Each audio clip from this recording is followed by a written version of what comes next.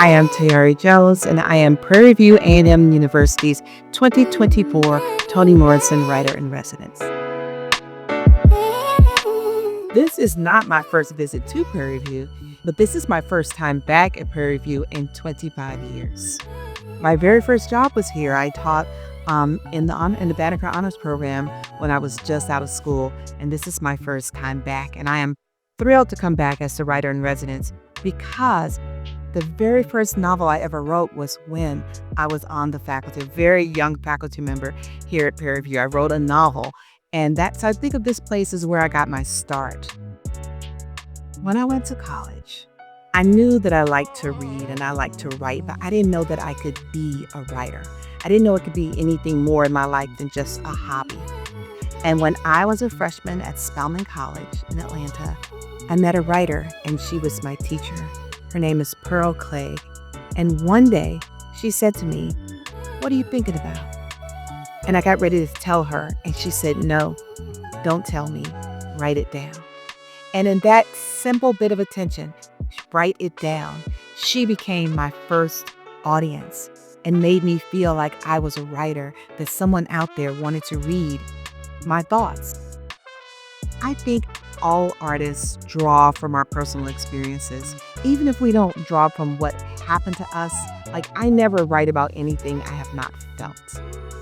And that is part of the way that reading brings us together. It's like in the way that you can read a story. It may not have happened to you specifically, but you know how that would feel. I feel like as an African American artist, it's very important that we write the stories that only we can tell from our own perspective. Personally, I write with an African American audience in mind. I do love it most when someone reads one of my books and says, "That happened to me," or "That happened in my community," or "That reminds me of what happened to my cousin, my sister," etc. Because there's something empowering in seeing your own experience on the page. And as an artist, it is so rewarding when someone, just a regular person, reads my book and says to me, "I think you got that right." As I'm going to meet with a master class of 35 incredibly talented young people who have all applied to the class and have been accepted. And we're going to talk about where we come from, using storytelling to take ownership of our own histories. And we are each witnesses to history.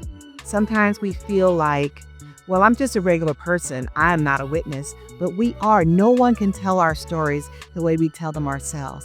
So this is what we're going to do. We're going to get empowered, we're going to get the skills, we're going to get the courage, and most importantly, we're going to have community, and we're going to have some fun.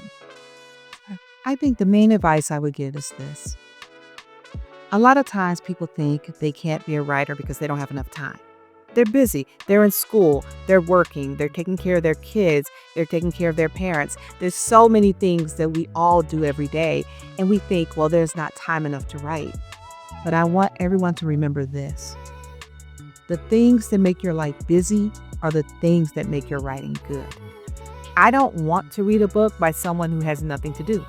I don't want to read the thoughts of someone who stays in their pajamas all day. I want to read a book written by someone who has a full and meaningful life.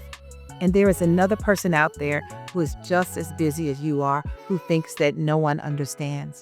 But you do understand because you know his life, you know her life. So write it down, not just as a way to nurture yourself, but you also write it as a gift to your community.